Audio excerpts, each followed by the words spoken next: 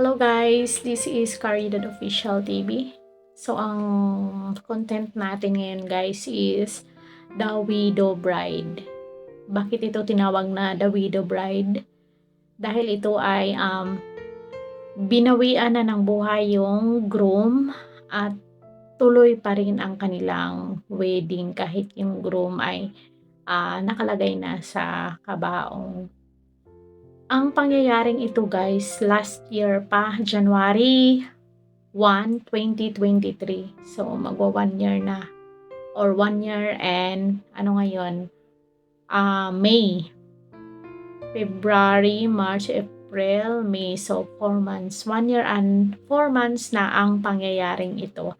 At ating babalikan ang The Widow Bride. So, bago ang lahat, intro muna tayo.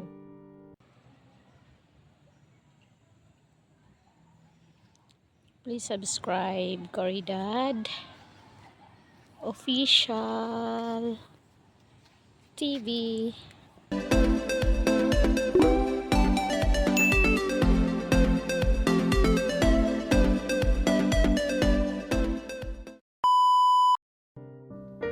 So, ang topic natin ngayon guys ay The Widow Bride. So, bakit nga ba ito tinawag na The Widow Bride?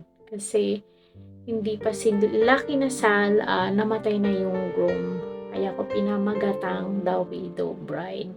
So, ang ano nito guys, ang whole video nito ay mapapanood nyo yan. Yung title niyan is Wedding na Uwi sa Libing. So, sa akin, The Widow Bride. Kasi, nabyuda na yung ikakasal. Nabyuda siya. Kung kailan nabyuda siya na ikakasal. So, parang ganun, The Widow Bride. So, ano ba sa tingin nyo guys? Tama ba yung The Widow Bride? Comment lang kayo dyan sa baba kung tama ba yung The Widow Bride na aking title nito. Kasi, para sa akin, namatay kasi yung BF niya. So, kung namatay, widow na. Kasi, widow bride. So, siya yung bride. So, sa tingin ko naman, medyo may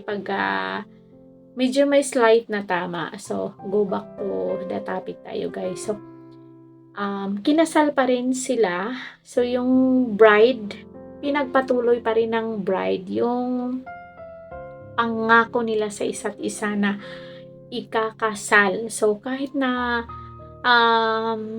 nasa kabaong na yung groom, pumunta pa rin sila sabay sa simbahan para ipagpatuloy nila ang kanilang kasalan hanggang sa huling libing ng groom. So, kasal, tapos nilibing yung groom, hanggang sa huling hantungan, makikita ng bride yung kanyang groom. So, makikita mo talaga dito guys, ang totoong kasabihan na till death do us part. Kasi hanggang sa huling libingan, hindi iniwan ng bride ang kanyang groom. So, medyo naano talaga ako guys. Parang hindi ko maisip kung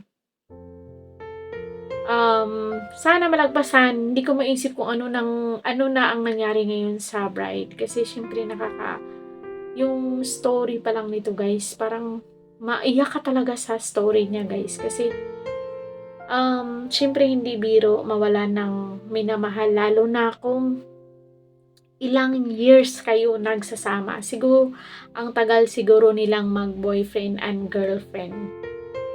Tapos kung kailan sila may date na ikakasal, saka pa pumanaw itong kanyang groom. So, hirap nito tanggapin para sa bride. Sana yung bride ngayon recover na siya kahit papano, kasi nangyari to guys January 1, 2023. So, I hope yung bride naka-recover na ngayon at ganun talaga yung buhay. Hindi naman natin hawak yung ating buhay. Hindi natin alam kung kailan tayo kukunin sa taas. Kaya, kung binigyan tayo ng buhay, magpasalamat tayo sa Poong May Kapal na kahit may mga problema tayong darating sa ating buhay, hindi tayo sumusuko. Kumbaga, thankful. Kahit walang-wala tayo, wala tayong zero tayo. Thankful.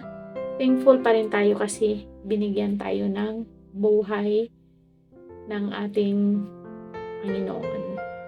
So, siguro, yung bride nga, gustong sa ano ko nito, sa analysis, siguro, yung bride, gusto lang niyang, gusto niyang ipa-feel sa groom na mahal niya ang kanyang groom. Kasi, syempre, hindi yan biro. Pakakasalan mo isang, malamig na tao, walang buhay na nasa kabaong. So, hindi biro. Talagang nakikita ko dito, talagang mahal ng bride yung kanyang groom. Dahil sa huling hantungan, sinamahan niya ang kanyang groom at hindi niya iniwan. So, sana ganun din tayo, guys. Kung anumang pagsubok na darating sa ating buhay, huwag tayong susuko, laban lang. Huwag tayong madadown kung anong binigay sa atin ng Panginoong pagsubok. Matuto tayong tumanggap kasi tao lang tayo, siya nagbigay ng buhay natin. At saka, kung ang Panginoon ang nagbigay ng buhay natin, siya lang ang may karapatang kumuha sa ating buhay.